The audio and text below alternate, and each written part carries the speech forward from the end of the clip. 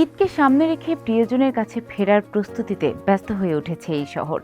ঘরমুখো যাত্রীদের এই সময়টায় যানজটের কারণে ভ্রমণ করতে হচ্ছে অন্য সময়ের চেয়ে দ্বিগুণ সময় ধরে। দীর্ঘ ভ্রমণে এক ধরনের ক্লান্তি ও একঘেয়েমি নিঃশব্দে আমাদের গ্রাস করে। কেন এমন হয় তার ব্যাখ্যা খুব জটিল নয়। দীর্ঘ সময় একই পরিবেশে থাকলে মস্তিষ্ক নতুন উদ্দীপনা পায় না, তাই ধীরে ধীরে সতর্কতা কমিয়ে দেয়। এর সঙ্গে যোগ হয় অনিয়মিত ঘুম, কম পানি খাওয়া আর একটানা বসে থাকার চাপ। সব মিলিয়ে এক অদ্ভুত ক্লান্তি ও বিরক্তির জন্ম নেয়। চলুন জেনে নেই লম্বা ভ্রমণের একঘেয়েমি কাটানোর সহজ কিছু উপায়। 200-র বেশি সার্ভিস ও ফিচারে লেনদেনের সব বিকাশ অ্যাপে সম্ভব। একটানা চুপচাপ বসে না থেকে সময় ভাগ করে নিন। কিছুক্ষণ গান শুনুন, জানালার বাইরে তাকান, ভ্রমণ সঙ্গী থাকলে গল্প করুন। এই ছোট ছোট পরিবর্তন মস্তিষ্ককে সচল রাখে। তবে খুব বেশি মনোযোগ সাপেক্ষ কাজ যেমন মোবাইলে দীর্ঘ সময় তাকিয়ে থাকা এড়িয়ে চলাই ভালো, কারণ এটি ক্লান্তি বাড়ায় এবং অনেক সময় অস্বস্তিও তৈরি করে। শরীরকে স্থির করে রাখা ঠিক নয়। প্রতি 1-1.5 ঘন্টা পর পর সামান্য নড়াচড়া করুন।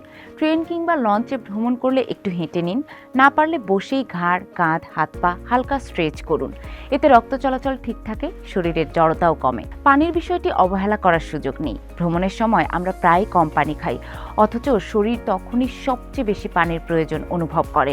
নিয়ম করে অল্প অল্প করে পানি পান করুন। অতিরিক্ত চা কফি এড়িয়ে চলা ভালো, কারণ তা শরীরকে আরও শুষ্ক করে তোলে। খাবারের ক্ষেত্রেও সচেতনতা জরুরি। ভ্রমণের সময় ভারী তেল চর্বিযুক্ত খাবার শরীরকে আরও অলস করে তোলে। তার বদলে হালকা সহজপাচ্য খাবার, ফল, বাদাম বা স্ন্যাক্স শরীরকে স্বস্তিতে রাখে। বসার ভঙ্গিটাও এখানে গুরুত্বপূর্ণ। অনেক সময় আমরা অজান্তেই কুঁজো হয়ে বসে থাকি, যা শরীরের ওপর অতিরিক্ত চাপ সৃষ্টি করে। সোজা হয়ে বসা, পিঠে সাপোর্ট রাখা, এই ছোট পরিবর্তনগুলো দীর্ঘ ভ্রমণে বড় পার্থক্য গড়ে দেয়। ঘুমের ক্ষেত্রেও ভারসাম্য দরকার। ছোট্ট একটি ঘুম 20 থেকে 30 মিনিট শরীরকে সতেজ করতে পারে, কিন্তু দীর্ঘ সময় ঘুমালে উল্টা ঝিমুনি ও ভারী ভাব বাড়ে। তাই বিশ্রাম নিন, তবে নিয়ন্ত্রিতভাবে।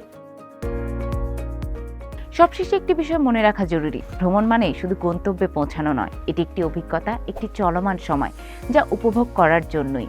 যদি আমরা শরীর ও মনের ছোট ছোট চাহিদাগুলোকে গুরুত্ব দিই, তবে সেই পথ আর ক্লান্তিকর থাকে না, বরং হয়ে ওঠে সহজ, স্বস্তিদায়ক, এমনকি আনন্দময়।